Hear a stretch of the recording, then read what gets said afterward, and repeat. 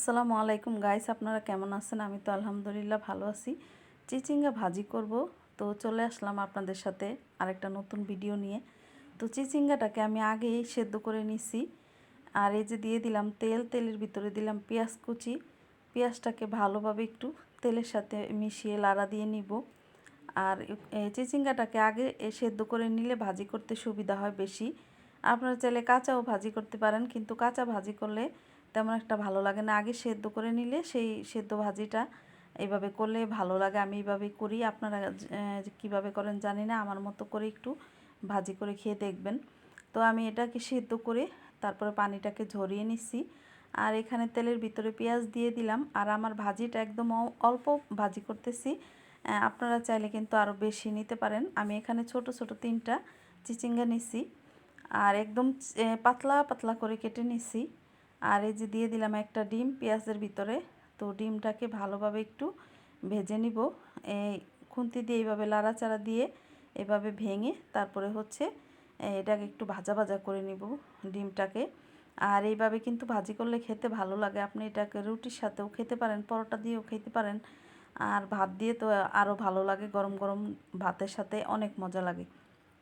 তো এই যে ডিমটাকে একটু লাড়াচাড়া দিয়ে ভেঙে তারপরে তেলের সাথে মিশিয়ে একটু ভাজা ভাজা করে নিলাম। তো এইভাবে ভেজে নিতে হবে ডিমটাকে। আর হালকা একটু হলুদ দিলাম।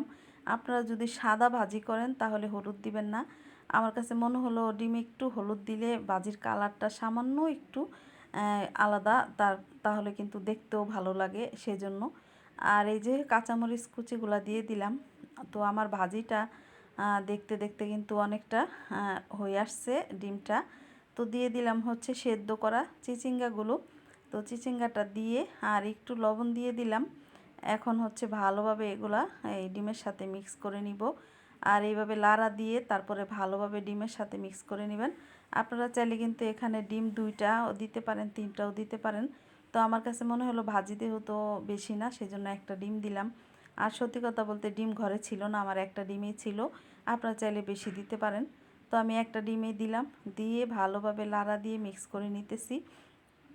আর এই যে আমার ভিডিওটা যদি ভালো লাগে, আমার এই রান্নাটা যদি আপনাদের একটু ভালো লেগে থাকে, তাহলে ভিডিওটা বেশি করে শেয়ার করে দিবেন, লাইক দিবেন, সাবস্ক্রাইব দিবেন, আর আমার পাশে থাকবেন।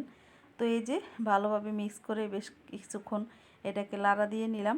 কিন্তু ভাজিটা সেদ্ধ করার পরও আমি যখন ডিমের সাথে দিলাম তখন কিন্তু সামান্য একটু ভেজা ভেজা থাকে। তো সেটাকে ভালোভাবে লাড়া দিয়ে ভাজা ভাজা করে নিতে হবে। আর এই ভাজিটা খেতে কিন্তু অনেক মজা হয়েছিল। ভাত দিয়ে যখন খেলাম সত্যি অসাধারণ লাগছিল, খুবই ভালো লাগছিল। তো আপনারা এইভাবে কিন্তু ভাজি করে খেয়ে দেখবেন, এই ভাজিটা কিন্তু অনেক মজা হয়। তো যাই হোক, আমার এই যে এখন লাড়া দিয়ে দিলাম, আর এই কিছুক্ষণ ভাজা ভাজা করে নিব।